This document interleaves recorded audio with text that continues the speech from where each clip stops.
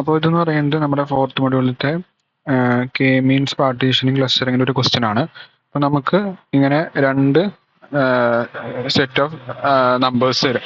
അപ്പോൾ അതിൽ നിന്ന് നമ്മൾ എന്ത് ചെയ്യണം? ഫസ്റ്റ് സ്റ്റെപ്പ് എന്ന് പറയുന്നത് നമുക്ക് റാൻഡം ആയിട്ട് ഇതിൽ നിന്ന് എന്ത് ചെയ്യണം? ഒരു രണ്ട് ക്ലസ്റ്റർ സെന്റേഴ്സ്, ക്ലസ്റ്റർ സെന്റേഴ്സ് അല്ല, എത്ര വേണമെങ്കിൽ എടുക്കാം.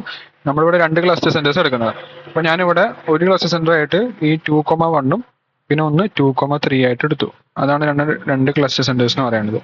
അടുത്ത സ്റ്റെപ്പ് എന്ന് പറയുന്നത് നമുക്ക് ഇത്രയും ഡാറ്റ പോയിന്റ്സ് വന്നിട്ടുണ്ട്. ഇത്രയും ഡാറ്റ പോയിന്റ്സ് വന്നിട്ടുണ്ടെങ്കിൽ ഓരോ ക്ലസ്റ്റർ സെന്റേഴ്സിലേക്കുള്ള ഡിസ്റ്റൻസ് നമ്മൾ കാൽക്കുലേറ്റ് ചെയ്യണം. ഡിസ്റ്റൻസ് നമുക്ക് പല രീതിയിലും കാൽക്കുലേറ്റ് ചെയ്യാം. ഒന്നെന്ന് പറയുന്നത് യൂക്ലീഡിയൻ ഡിസ്റ്റൻസ് ആണ്, പിന്നെ സ്ക്വയർഡ് യൂക്ലീഡിയൻ, പിന്നെ മാൻഹാട്ടൻ, പിന്നെ മാക്സിമം. അപ്പോൾ ഇതിൽ നമ്മൾ യൂസ് ചെയ്യുന്നത് യൂക്ലീഡിയൻ ഡിസ്റ്റൻസ് ആണ്. അപ്പോൾ യൂക്ലീഡിയൻ ഡിസ്റ്റൻസ് വെച്ചിട്ട് നമ്മൾ എന്ത് ചെയ്യുക? ഈ ക്ലസ്റ്റർ സെന്റേഴ്സിന് ഈ ഡാറ്റ പോയിന്റ്സിലേക്കുള്ള ഡിസ്റ്റൻസ് കാൽക്കുലേറ്റ് ചെയ്യുക. അപ്പോൾ അതാണ് ഈ D from V1 D from V2. നമ്മൾ ചെക്ക് ചെയ്യാണ് ഏത് ക്ലസ്റ്റർ സെന്റർ ആണ് ഓരോന്നിലേക്ക് അസൈൻ ചെയ്യേണ്ടത്. അതായത് ഇപ്പൊ ഇതിന് 1 ഇവിടെ 2.23 ആണ്. അപ്പൊ ഇതിന് ചെറുത് 1 അല്ലേ? അപ്പൊ നമ്മൾ V1 ഇവിടെ അസൈൻ ചെയ്തു. ഇതിൽ നോക്കുകയാണെങ്കിൽ ചെറുത് 0 ആണ്, അത് V1 ആണ്, അപ്പൊ V1 അസൈൻ ചെയ്തു. ഇതിൽ നോക്കുകയാണെങ്കിൽ V2 ആണ് ചെറുത് വരുന്നത്, അപ്പൊ നമ്മൾ V2 അസൈൻ ചെയ്തു. അതുപോലെ ഇവിടെ രണ്ടും സെയിം വരാണെങ്കിൽ നമ്മൾ ഫസ്റ്റത്തെ ക്ലസ്റ്റർ അസൈൻ ചെയ്യാം. പിന്നെ ഇവിടെ വരാണെങ്കിൽ ചെറുത് V2 ആണ്, ഇവിടെ നോക്കുകയാണെങ്കിൽ ചെറുത് V2 ആണ്. ഓക്കെ, അപ്പോൾ V1 എവിടേക്ക് വരുന്നു അതൊരു ക്ലസ്റ്ററും, V2 എവിടേക്ക് വരുന്നത് അത് വേറെ ക്ലസ്റ്റർ ആയിട്ട് മാറും. അതാണ് ഇവിടെ ക്ലസ്റ്റർ 1 എന്ന് പറഞ്ഞിട്ട് എവിടേക്കാണ് V1 വരുന്നത്? A1, A2, A4. A1, A2, A3 പറയുന്നത് ഈ ഡാറ്റ പോയിന്റ്സ് ആണ്. A1, A2, A3, A4, A5, A6 data points ആണ്. അപ്പോൾ അതിൽ A1, A2, A4 cluster 1ഉം A3, A5, A6 cluster 2 ആണ്. ഓക്കെ, നമ്മൾ എന്ത് ചെയ്യണം? ഈ കിട്ടിയ ക്ലസ്റ്റേഴ്സ് വെച്ചിട്ട് നമ്മൾ എന്ത് ചെയ്യണം? ക്ലസ്റ്റർ സെന്റേഴ്സ് റീകാൽക്കുലേറ്റ് ചെയ്യണം. അതെങ്ങനെയാണെന്ന് വെച്ചാൽ ക്ലസ്റ്റർ 1ൽ ഏതൊക്കെ വരുന്നുണ്ട്? A1, A2, A4. അപ്പോൾ ആ ഡാറ്റ പോയിന്റ്സ് നമ്മൾ എടുക്കുക. A1 എന്താണ്? 1, 1. A2 എന്ന് പറയുന്നത് 2, 1. A4 എന്ന് പറയുന്നത് 3, 2.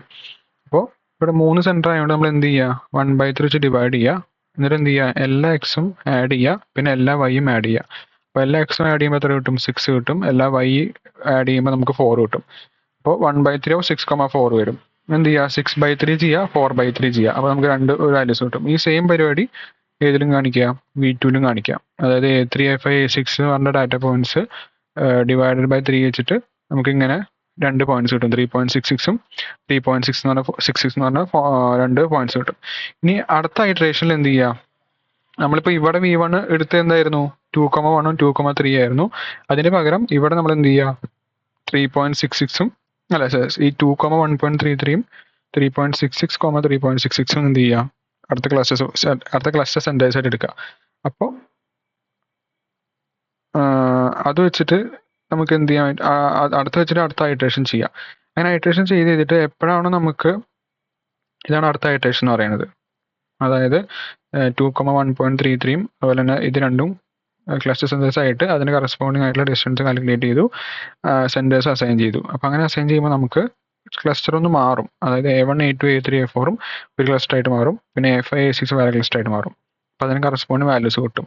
പിന്നെ ഒരു വട്ടം ചെയ്യുമ്പോൾ നമുക്ക് ഇങ്ങനെ ആയിരിക്കും ആൻസർ കിട്ടുന്നത്. അതായത് സെയിം ആൻസറിന് കിട്ടും. അതായത് നമ്മൾക്ക് മുന്നത്തെ ഇറ്ററേഷനിൽ എന്താണ് 4.5,4ഉം 2,1.75 കിട്ടും. അടുത്ത ഇറ്ററേഷനിലും ആ സെയിം വാല്യൂ കിട്ടും. അപ്പോൾ നമ്മൾ എന്ത് ചെയ്യുക? ആ പ്രോബ്ലം അവിടെ വെച്ച് നിർത്തുക. ചില ക്വസ്റ്റ്യനിൽ എങ്ങനെയാണെന്ന് വെച്ചാൽ ഇത്ര ഇറ്ററേഷൻസ് വരെ ചെയ്താൽ മതി എന്ന് പറയും. അതായത് ഇപ്പോൾ 2 ഇറ്ററേഷൻ ചെയ്യുമ്പോൾ നമ്മൾ 2 വട്ടം എന്ത് ചെയ്താൽ മതി? റീകാൽക്കുലേറ്റ് ചെയ്തിട്ട് ക്ലസ്റ്റർ സെന്റേഴ്സ് കണ്ടുപിടിച്ചാൽ മതി. അപ്പോൾ നമ്മുടെ അവസാനം കണ്ടുപിടിച്ചിട്ടുള്ള അതായിരിക്കും നമ്മുടെ ആൻസർ എന്ന് പറയുന്നത്.